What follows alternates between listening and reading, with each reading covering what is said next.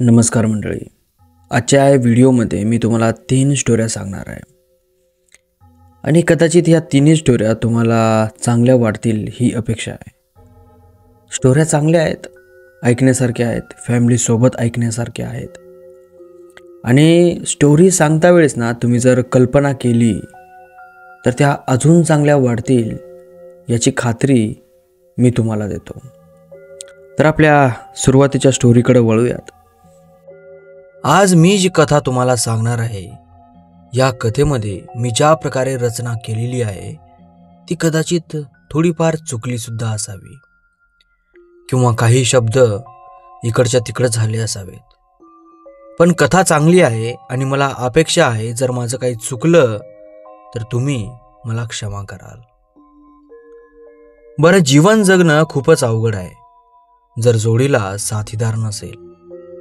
काय होईल जर आपल्या परिवारात सगळेच आहेत पण एकाएकी अचानक ते सर्व सोडून आपल्याला चालले जातात आणि आपण मात्र एकलेच राहतो.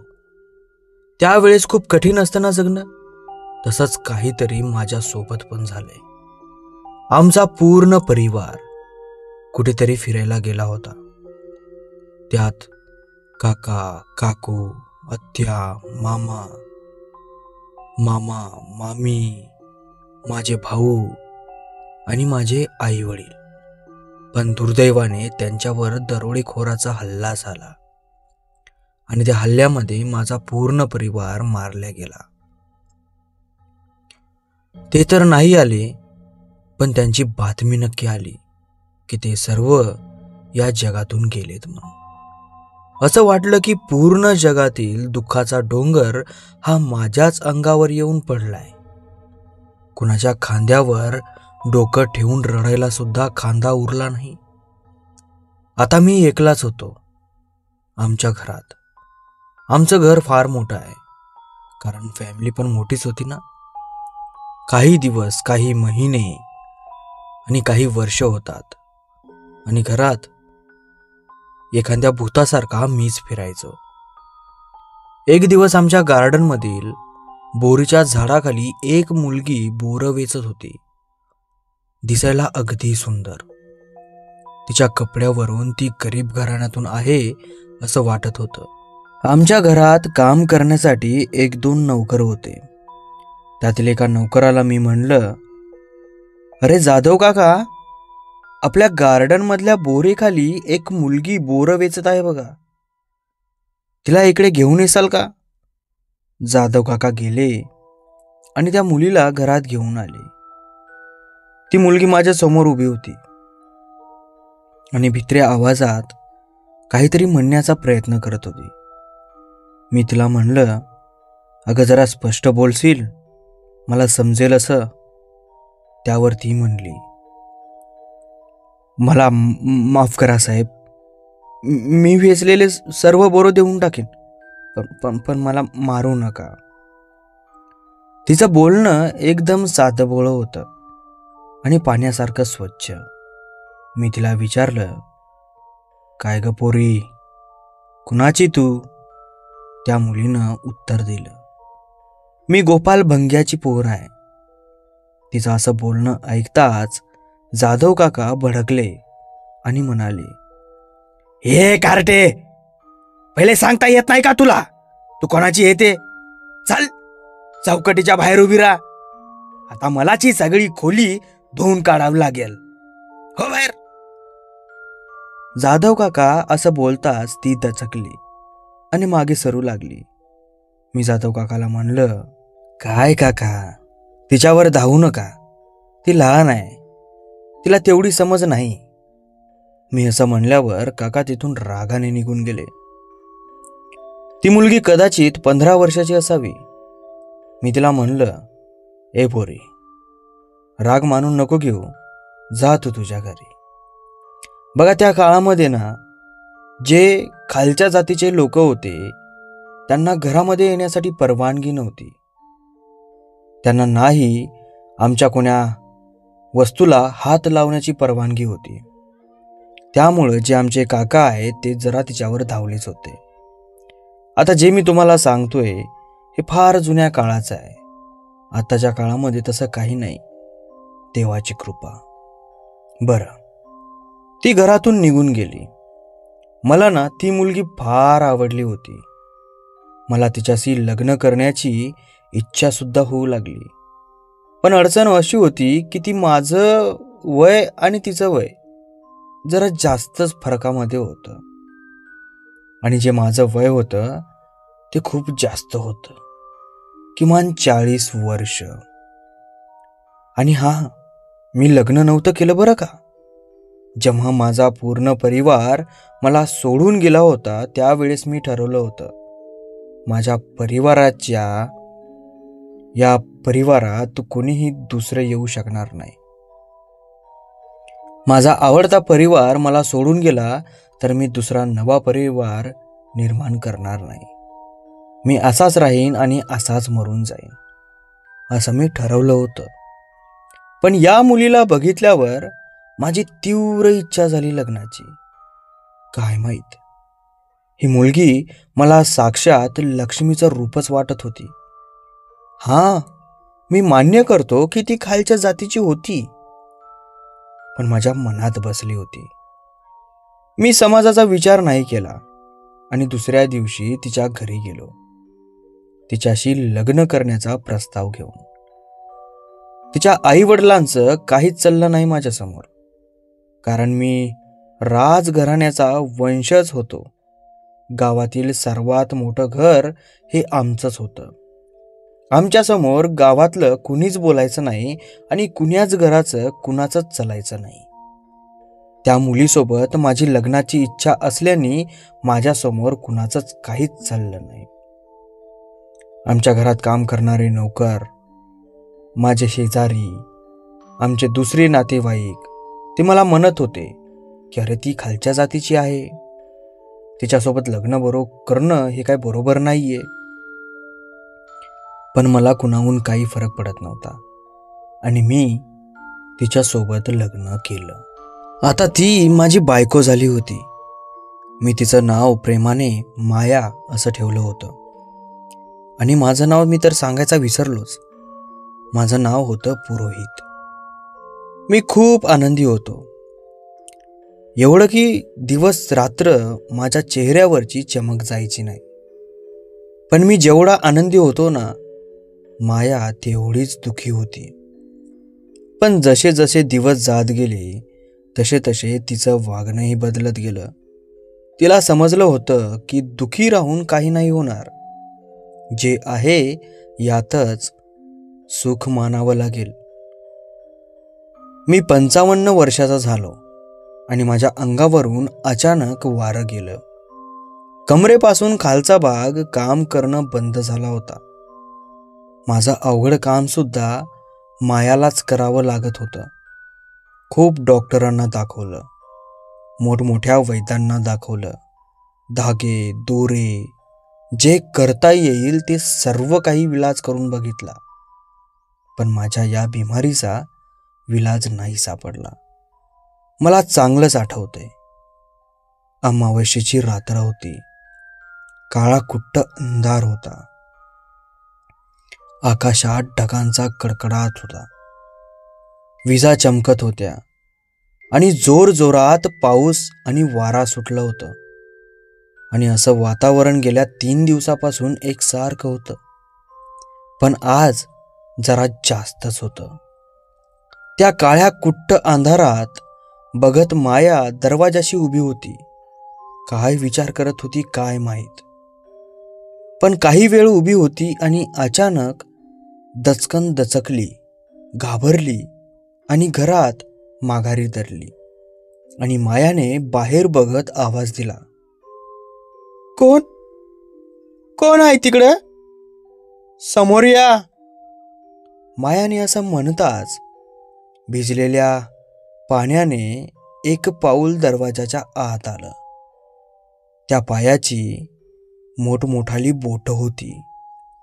त्या पायावर त्या पायाच्या नसा उघड्या दिसत होत्या आणि एक त्या पायाच्या मनगटाला मोठं कडं घातलं होतं. त्याचा दुसरा पाऊल पण आत आला. तो माणूस पूर्ण भिजलेला होता. शरीर धापधिप्पाड होतं. जवळपास 6.25 फुटाचा तो माणूस होता. काळसर आणि गोळपट, काळा सावळा रंग त्याचा. त्याच्या शरीरावर काळे कपडे होते आणि त्या कपड्यावरच्या त्याच्या वेशभूषावरून असं वाटत होतं की तो एक तांत्रिक आहे. तो तांत्रिक आता पूर्ण घरात येऊन उभा राहिला होता. त्याने माझ्याकडे बघून एक मोठा श्वास घेतला आणि हळूवार हसला.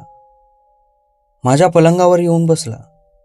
माझी बायको माया त्याला विचारत होती, तुम्ही कोण? इथे का बसलायत? पण तो तिला उत्तर देत नव्हता.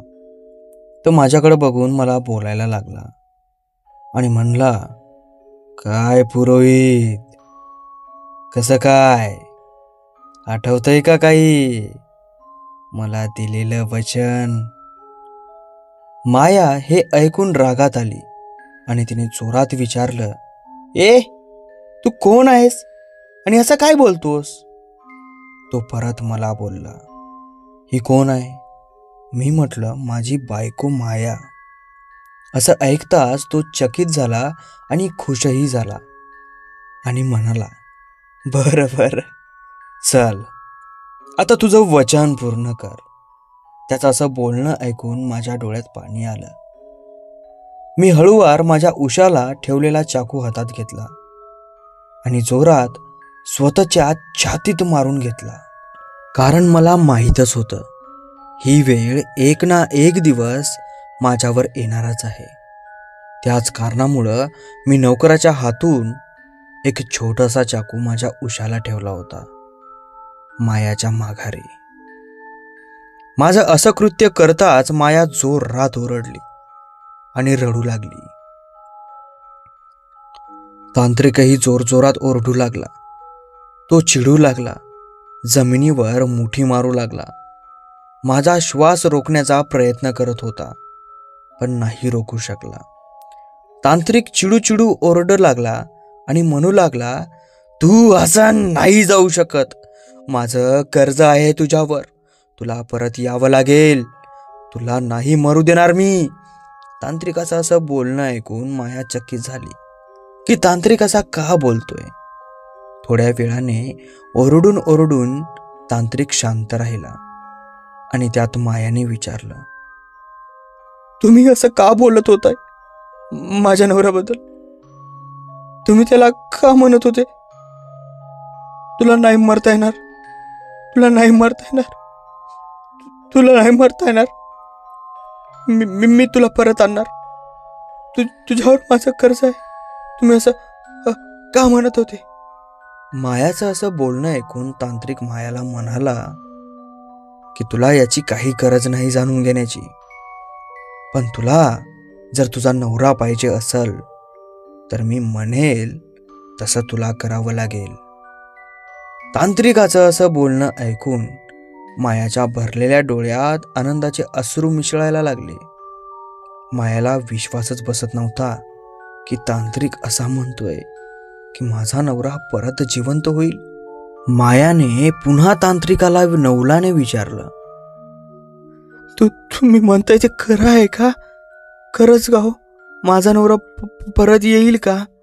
माझा नवरा पहिला जसा अपंग होता त्याचं अपंगवत जाईल का? मायाचं असं बोलणं ऐकून थोडा वेळ तांत्रिक शांत राहिला. तांत्रिक याने एक मोठा श्वास घेतला आणि मायाला बोलला,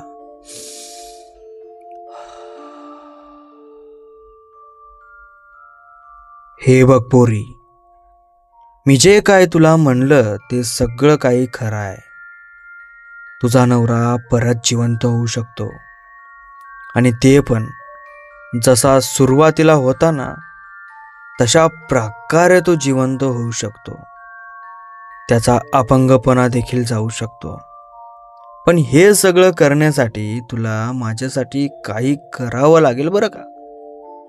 आणि यातही एक गोष्ट लक्षात ठेव, तू जर तुझ्या नवऱ्यासारखं केलंस तर तुझ्याही अंगावरून वारं जाईल किंवा याच्याहूनही विचित्र श्राप तुला लागू शकेल.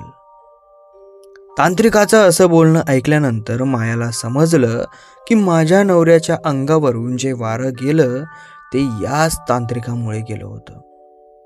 मायाने तांत्रिकाला विचारलं, महाराज, माझ्या नवऱ्याने अशी कोणती तुमच्याकडून मदत मागितली होती हो, ज्या मदतीच्या बदल्यात तुमचं त्यांच्यावर कर्ज होतं आणि त्यांनी ते फेडलं नाही आणि त्याच्या अंगावरून वारं गेलं.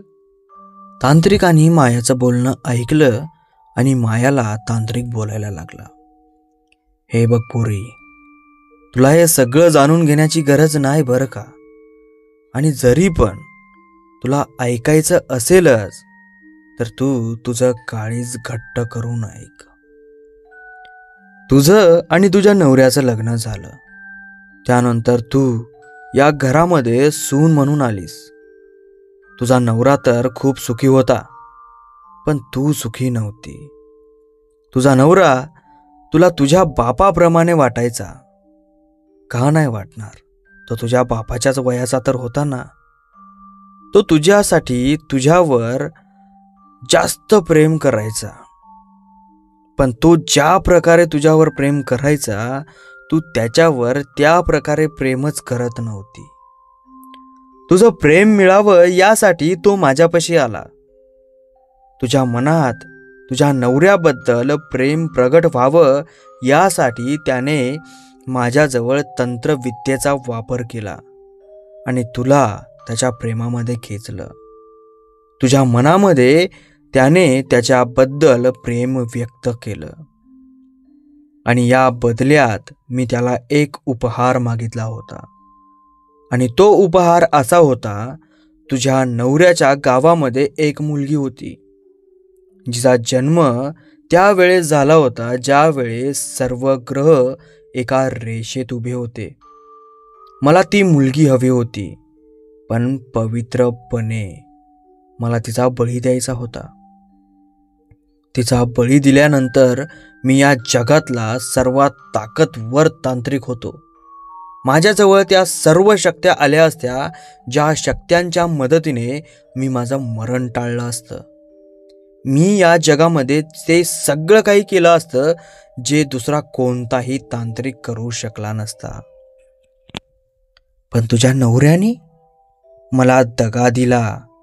जी मुलगी मला पाहिजे होती तुझ्या नवऱ्याने त्याच मुलीसोबत लग्न केलं आणि तिला अपवित्र केलं. तुझ्या नवऱ्याला माहीतच नव्हतं त्याला जे मी उपहार म्हणून भेट दिली होती त्या उपहारासोबत एक श्राप सुद्धा दिला होता, आणि तो श्राप असा होता, जर त्याने माझ्यासोबत दगा केला तर तो अपंग होईल, त्याच्या अंगावरून वारं जाईल आणि मरेपर्यंत तो तसाच सडत राहील. आणि त्याने तसंच केलं. म्हणून त्याच्या अंगावरून वारं गेलं, पण तो तरीही खुश होता, कारण त्याच्याजवळ तू होतीस. आणि जेव्हा इथे मी आलो त्याला मी माझी वस्तू मागितली त्यावेळेस त्याने स्वतःला संपवून टाकलं, आणि ती वस्तू दुसरं काहीच नव्हतं, तू स्वतः आहेस. आणि मी तुला जबरदस्ती करून इथून नेऊ शकत नाही, आणि असंही आता तू अपवित्र झाली आहेस. आता तू माझ्या काहीच कामाची नाहीयेस. तांत्रिकाचं असं बोलणं ऐकल्यावर मायाच्या पायाखालून जमीनच सरकली. तिला वाटलं होतं की माझा पूर्ण खेळच केला या दोघांनी. माझ्या इच्छेविरुद्ध माझं लग्न केलं. माझं प्रेम माझ्यापासून चोरल्या गेलं. माझी इच्छा नसताना देखील मला त्याच्यावर प्रेम करावं लागलं. पण हे काय, माझा नवरा मेला तरी सुद्धा माझ्या मनातलं त्याच्याबद्दलचं प्रेम गेलं नाही. माझ्या नवऱ्याने माझ्यासाठी स्वतःचा जीव दिला, कारण की आता माया त्याच्यावर खरंच मनातून प्रेम करत होती. असा विचार करून मायाने जे झालं ते सगळं सोडून दिलं आणि त्या तांत्रिकाला बोलली, मला माझ्या नवऱ्याला जिवंत करायचंय. कसं का असेना, तो माझा नवरा होता. माझं कुंकू होतं. माझा नवरा जर परत जिवंत होत असेल तर मी त्यांच्यासाठी काहीही करायला तयार आहे. तुम्ही फक्त सांगा, मी काय करू? मायाचं असं बोलणं ऐकल्यानंतर तांत्रिक मायाला म्हणाला, हे बघ पोरी, तुझ्या पद्धतीने जन्मली होतीस त्या पद्धतीने आता दुसरं कुणाचा जन्म होणं शक्य नाही. पण मला जे हवंय त्यासाठी एक दुसरा उपाय सुद्धा आहे, पण तो उपाय फार कठीण आहे. तू जर ते मला करून देशील तर मी तुझ्या नवऱ्याला जिवंत करेन. हे ऐकून माया पटकन बोलली, महाराज, तुम्ही म्हणाल ते करील मी. फक्त तुम्ही एकदा माझ्या नवऱ्याला जिवंत करा. मी माझ्या नवऱ्यासारखं तुमचं कर्ज न फेडता कुठं पळून नाही जाणार. त्यावर तांत्रिक म्हणतो, बघ पोरी, खूप अवघड काम आहे. काम एवढं सोपं नाहीये. माया म्हणते, किती पण अवघड असू द्या, मी काम तुमचं करून देणार म्हणजे देणार. यावर तांत्रिक म्हणतो, बर, ठीक आहे, मी तुझ्या नवऱ्याला जिवंत करतो, पण मला 100 बळी हवेत. आणि ते बळी कोंबड्याचे, बकऱ्याचे नाही, तर माणसांचे बळी हवेत. मी तुला माझ्या जवळची एक मूर्ती देतो. तिला तू तुझ्या देवघरात ठेव. तुझ्या देवघरातले सगळे देव उचल आणि बाहेर फेकून दे. तुझ्या देवघरामध्ये फक्त माझीच मूर्ती असली पाहिजे. रोज या मूर्तीची पूजा करायची, सकाळ, दुपार आणि संध्याकाळ न चुकता. आणि दर अमावस्येला एक बळी या मूर्तीसमोर द्यायचा. असं करत करत तू जेव्हा 100 बळी देशील त्यावेळेस तू आणि तुझा नवरा आपोआप माझ्या श्रापातून मुक्त होसाल. पण एक गोष्ट लक्षात ठेव बरं का, एकदा का बळी द्यायला चालू केलं तर मधात एकही अमावस्या चुकली नाही पाहिजे. नाहीतर जी अमावस्या चुकेल त्या अमावस्येपासून तुला परत 1 पासून मोजणी करावी लागेल. तांत्रिकाचं असं बोलणं ऐकल्यावर माया होकार देते आणि तांत्रिक काही मंत्र वाचून मायाच्या नवऱ्याला जिवंत करतो. मायाच्या नवऱ्याच्या अंगामध्ये आता अपंगत्व नव्हतं आणि मायाचा नवरा जो 55 वर्षाचा दिसत होता तो आता तारुण्यात आला होता. तो जेवढा पहिले देखणा होता आता त्यापेक्षाही कितीतरी पटीने देखणा झाला होता. माया तिच्या नवऱ्याला बघतच त्याच्यावर हरावून गेली. पण या वेळेचं प्रेम हे मायाचं खरं होतं. मायाचा नवरा मायाला मिठी मारतो आणि मायाही तिच्या नवऱ्याला घट्ट मिठी मारते. आणि त्याच क्षणी तो तांत्रिक तिथून अचानक गायब होतो. ज्या जागेवर तांत्रिक उभा होता त्या जागेवर एक विचित्र प्रकारची मूर्ती ठेवलेली होती, जी दिसायला एखाद्या राक्षसासारखी दिसत होती. मायाने ती मूर्ती उचलून देवघरामध्ये नेली आणि ठेवली. देवघरातील सारे देव उचलून आपल्या एका नौकराला दिले आणि माया रोज त्या मूर्तीची पूजा करायला लागली, सकाळ, दुपार, संध्याकाळ. आणि अखेरकार पहिली अमावस्या आली आणि या अमावस्येला मायाने तिच्या नवऱ्याने घरातल्याच एका नौकराला मारलं. असं करत करत त्यांनी जवळच्याच लोकांची सुरुवातीला हत्या केली. आता प्रत्येक अमावस्येला गावातला एक माणूस गायब होत होता. सगळे गावातले रात्रीला बाहेर निघायला सुद्धा भीत होते, कारण प्रत्येक अमावस्येला एक माणूस गायब होणार म्हणजे होणारच. असं करत करत गावातील 50 लोक गायब झाली. गावातल्या लोकांना काही समजतच नव्हतं की हे नेमकं आपल्या गावात होतंय काय. गावातील लोक अशी अचानक गायब होतातच का?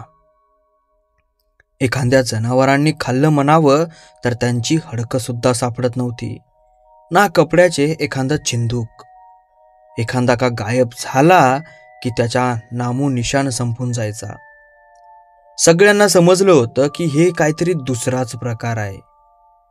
पण ते म्हणतात ना, किती दिवस लपून राहणार आहे, तसंच इथेही झालं. माझ्या घरामध्ये त्या मृतदेहाचा वास येत होता. आम्ही त्या मृतदेहाची कितीतरी विल्हेवाट लावली तरी सुद्धा ती लपत नव्हते. आम्ही काही मृतदेह जाळली होती तर काही पुरली होती, पण जी पुरलेली मृतदेह होते त्याचा वास वर येत होता. कारण की आम्ही नवरा बायको. खड्डा खतून खतून किती खतणार, आणि वर असलेल्या मृतदेहाचा वास वर येणारच.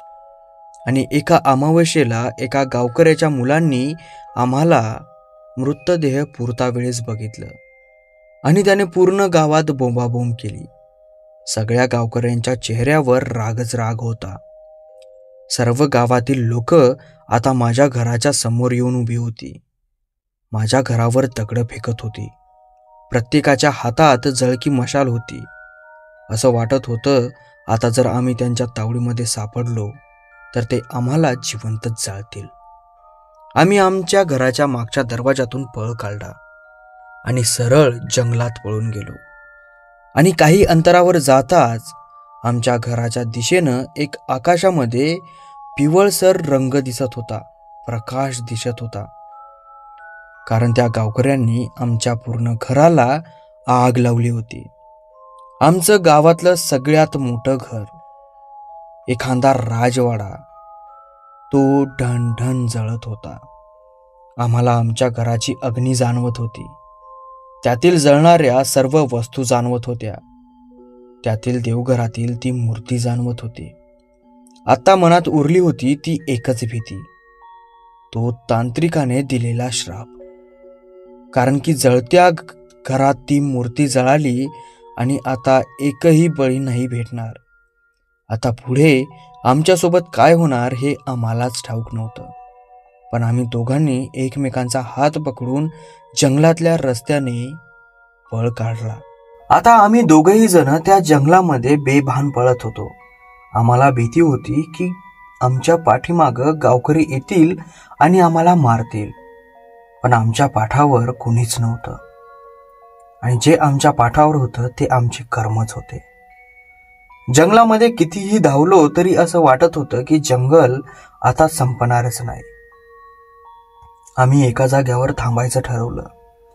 दूर दूरपर्यंत काही दिसत नव्हतं, ना कोणता पक्षी, ना कोणतं जनावर, नाही रात्रीत बोंबलणाऱ्या किरकिऱ्यांचा आवाज. आम्ही आश्चर्यचकित होतो की वेळ खूप जास्त झाला होता आणि तरी सुद्धा सकाळ झाली नव्हती. आम्हाला काहीतरी गडबड वाटत होती. आणि त्याच वेळेस आमच्या कानावर कुणाच्या तरी पावलांचा आवाज आला. आम्ही इकडं तिकडं बघत होतो पण आम्हाला कुणीही दिसत नव्हतं.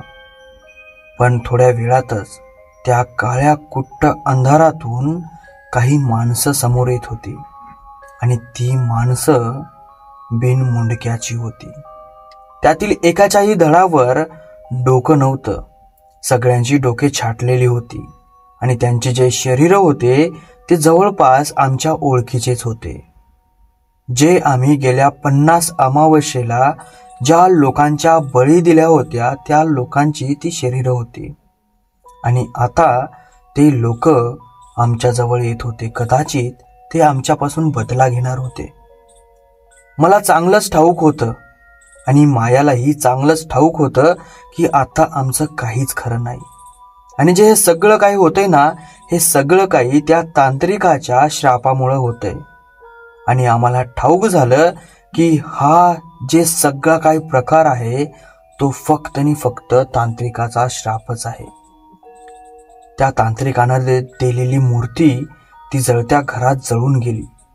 त्यामुळं आमच्यावर हा श्राप लागू झाला. आम्हाला समजलं होतं की आता आम्ही या जंगलामधून कधीच बाहेर पडू नाही शकणार. आम्हाला सूर्याची किरण एकदाही नाही दिसणार.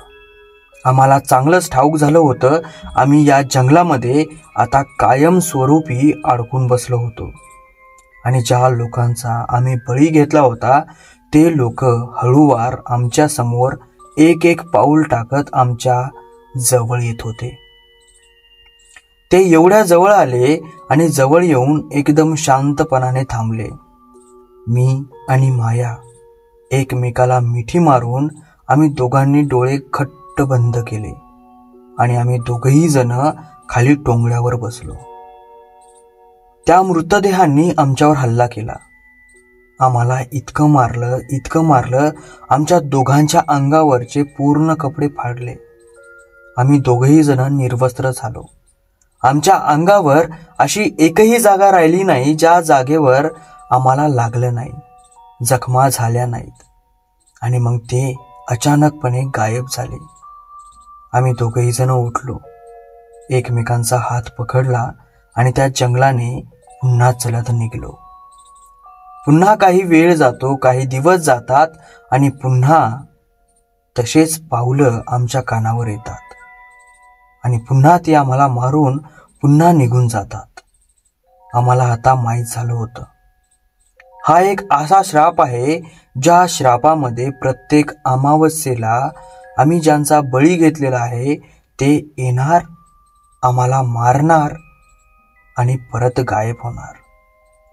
दुसरी अमावस्या येईपर्यंत आमच्या अंगावरच्या ज्या जखमा आहेत त्या थांबत होत्या आणि अमावस्या आली की त्या अमावस्येला हे 50 लोक परत वापस येत होते आणि आम्हाला मारत होते. आमच्यासोबत हे काळोन काळ चालू राहणार होतं हे आम्हाला ठाऊक होतं.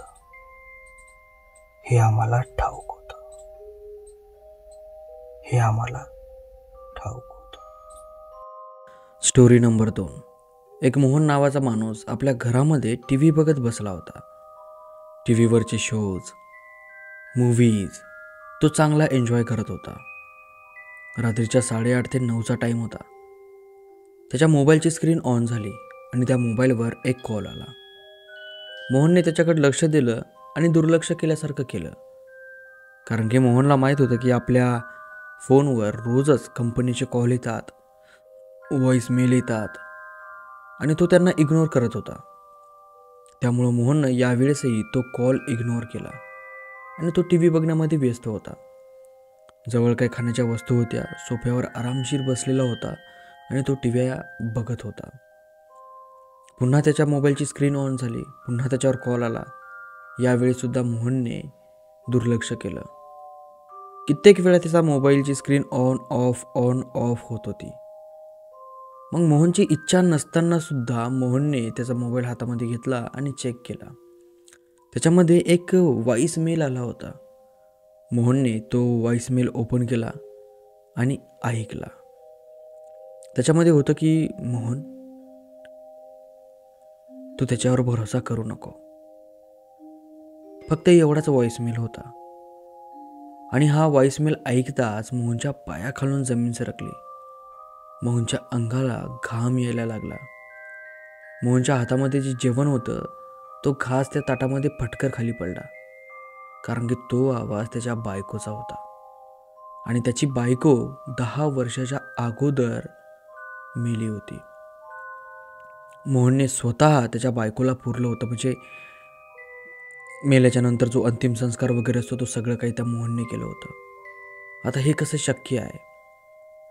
त्याला वाटलं की बाबा इंटरनेटवर मी ज्या क्लिपा टाकलेल्या आहेत, सोशल मीडियावर, माझ्या इंस्टाग्रामवर व्हिडिओ रेकॉर्ड करून त्याच्यामधली कुणीतरी उचलली, त्याला ऑडिओ केला आणि व्हॉइसमेलच्या माध्यमातून मला तो पाठवला आहे. कुणीतरी माझ्यासोबत अशी बेकारशी मस्करी करते.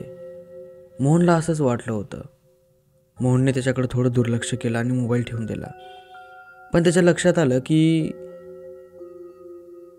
ती जशी बोलत होती, तिचा शेवटचा श्वास, शब्द परत थांबणं किंवा तिचे उच्चार, शब्द वापरणं, ते सगळं काही सारखंच होतं.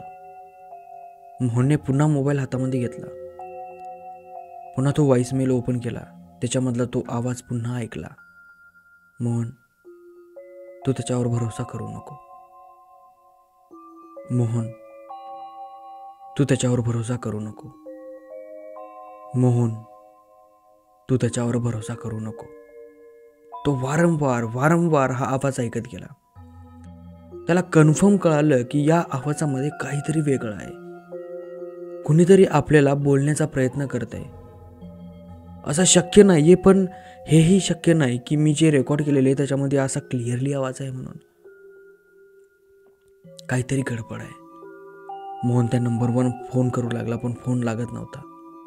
नॉर्मली जर एखाद्या नंबरवर कोणी फोन करत असला तर त्या मोबाईलवर टूक टूक टूक टूक असं वाजतं किंवा बेल जाते किंवा सांगतं की हा मोबाईल अस्तित्वामध्ये नाही आहे. पण जेव्हा मोहन या नंबरवर फोन करत होता त्यावेळेस या नंबरवरची कोणतीही बेल वाजत नव्हती. फक्त एकदम शांत वातावरण होतं. फोन लावल्याच्या नंतर ना टुकटुक, ना ट्रिक ना ट्रुक काहीच नव्हतं.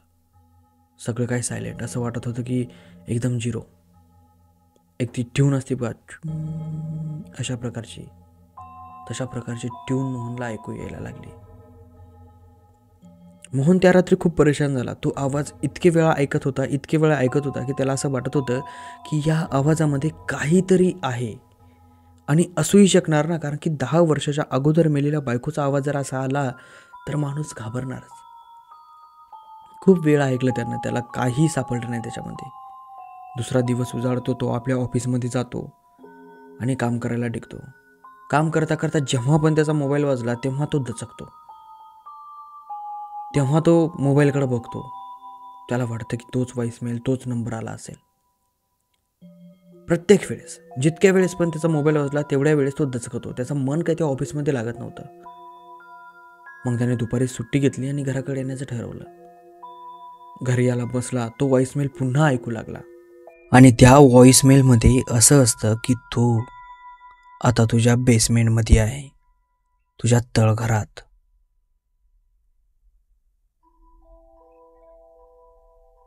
हा जातो, तळघराचं दार उघडतो आणि पायऱ्यानं हळू हळू हळू हळू खाली जातो. बघतो तर कुणीच नसतं, पण लांब एक आरसा ठेवलेला असतो. तो हळूवार त्या आरशापाशी जातो. आरशात बघतो. त्याला असं वाटतं की तो जो आरसा आहे तो एखाद्या पाण्यासारखा हलतोय. तो आपल्या हाताचं एक बोट समोर करतो आणि त्या आरशावर टेकवतो. तसं त्याचं बोट त्या आरशामध्ये बुडल्या जातं. हे अनुभव येताच तो दचकतो आणि पाठीमागं वळतो. जे त्याचा तळघराचा दरवाजा असतो तो फटकर लागतो. त्याला काही सुधरत नाही. तो पळत पळत दरवाजाकडे येतो. दरवाजा ठोठावतो पण बाहेरून दरवाजा उघडला जात नाही. त्याला कळालेलं असतं की आता आपण तळघरामध्ये लॉक झालेला आहे. तळघरामधला तो आरसा, त्या आरशामध्ये त्याला लांबून कोणाचं तरी प्रतिबिंब दिसायला लागलं. तो हळूवार खाली उतरतो. त्याच्या अंगाला घाम सुटलेला असतो. थरथर पूर्ण शरीर कापत असतं. कारण त्या प्रतिबिंबामध्ये दुसरं कोणीच नाही, याची बायको असते. तिचे केस मोकळे झालेले, अंगावरचे कपडे रक्तानं माखलेले, आणि ती त्या आरशामधून याला बघतीये आणि याला आवाज देते, इकडे या, इकडे या, इकडे या. तो पळत जातो तिच्यापाशी. भिला ना? म्हणतो हा हा भिलो हा. ती म्हणते मी पण अशीच भिली होते. तू जेव्हा मला मारू लागला मी पण अशीच भिले होते. आता तू मरणार. हा रडायला लागला. तिच्या पाया पडायला लागला. मुंडकं तिच्या समोर आपटायला लागला, त्या आरशातल्या प्रतिबिंबासमोर. कारण याने 20 वर्षाच्या अगोदर याच्या बायकोला मारून याच्या अंगणामध्ये पुरलं होतं आणि तिच्यावर एक वटा बांधला होता आणि त्या वट्यावर याच्या वडिलाची समाधी मांडली होती. आणि आता त्याची बायको परत आलीये आणि याला घेऊन जाण्यासाठी प्रयत्न करत आहे. आणि हा याचा जीव वाचवण्यासाठी तिच्या पुढं हात जोडतोय, रडतोय, पडतोय. पण याची बायको याला म्हणते, आता तुला सोडणार नाही. मी पण तुझ्या पुढं असंच रडत होते, पडत होते. पण तू काय म्हणला मला? मेल्याच्या नंतर काय होतंय हे तुला बघायचं होतं, म्हणून तू मला मारलंस. याची सजा तुला भोगावीच लागणार. आणि तो त्या तळघरामध्ये सडून सडून सडून मेला. त्याचे हाडकं देखील तिथं कुजत होते. ज्या वेळेस नवीन घर विकत घेतलं दुसऱ्यानी, त्यावेळेस याचे हाडकं त्या नव्या माणसांना सापडले. एक संजय नावाचा माणूस होता. तो आपल्या घरी येतो, घराचा दरवाजा उघडतो आणि घरामध्ये बघतो तर घरामध्ये डायनिंग टेबलवर त्याची बायको बसलेली असते. हे बघून त्याचे हातपाय पूर्णपणे थंडे पडतात. त्याचा मनका हा एकदम असा फ्रीजमध्ये ठेवलेल्या एखाद्या काडीसारखा होतो. त्याची इच्छा असताना सुद्धा त्याला हलता येत नाही. त्याच्या हातामध्ये जी गाडीची चाबी होती ती त्याच्या हातातून सटकून खाली पडते. त्याचे डोळे एवढ्या भीतीदायक पद्धतीने त्याच्या बायकोकडे बघतात की खूपच जास्त. त्याची बायको तिच्या जागेवरून उठते आणि याच्याकडे बघते. तिच्या डोळ्याखाली काळसट काळसट पट्टे उमटलेले होते. तिच्या डोळ्याकडे बघून असं वाटत होतं की ती खूप रडली आहे आणि तिच्या डोळ्यामध्ये जो आनंद आहे तो फारच मिनिमम आणि फारच छोटा आनंद होता. पण असं वाटत होतं की तो जो आनंद आहे तो फार वेगळा आनंद आहे. आणि जो संजय होता तिच्याकडे बघून एकाच जाग्यावर उभा होता. ती तिच्या जाग्यावरून उठल्याच्या नंतर संजय तिला म्हणतो की तू कुठं होतीस? त्याची बायको त्याला म्हणते, मी कुठंच नाही, मी तर इथंच होते ना. संजय आजूबाजूला बघतो. ती जसं घरात आल्या आल्या तिच्या चपला एका जागेवर ठेवायची, यावेळी सुद्धा तिच्या चपल्या त्या जागेवरच होत्या. घरामधलं सामान, काम ज्या प्रकारे ती करायची त्याच प्रकारे आजही तिने केलेलं होतं. पण संजय तिला म्हणतो की हे कसं शक्य आहे? तू गेल्या 2 वर्षापासून घरी आली नाहीयेस. मी प्रत्येक जाग्यावर तुझे फोटोज लावले, पॉम्पलेट्स लावले, इंस्टाग्राम, फेसबुक, यूट्यूब, व्हिडिओ काढल्या, पोस्ट काढल्या, टाकल्या की माझी बायको हरवली, कुणाला दिसली तर मला संपर्क साधा. गेल्या 2 वर्षापासून मी एकला राहतोय. गेल्या 2 वर्षापासून मी तुला शोधतोय. गेल्या 2 वर्षापासून तू का आली नाहीस आणि आज अचानक आली आहेस?